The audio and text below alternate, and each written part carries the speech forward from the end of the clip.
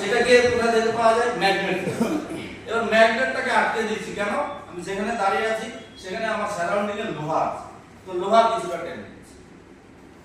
শরীরের ভিতরে রক্তের মধ্যে যে আয়রন সেও টানছে, বাইরের লোহাও টানে নিচ্ছে, কিন্তু আগে পেতাম 100%, এখন পাচ্ছি 70%।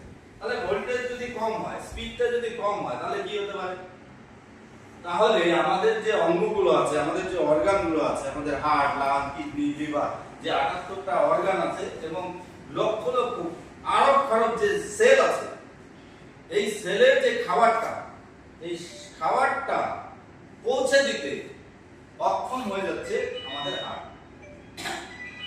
কারণ হার্টই তো এই কাজটা করে, হার্টই তো পাম্প করে এবং প্রেসারের মাধ্যমে পৌঁছায়।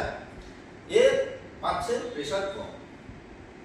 এই কারণে আজকের দিনে আপনি দেখবেন, এটা আমার কোনো কথা না, বিভিন্ন টিভি চ্যানেলে, বিভিন্ন নিউজ পেপারে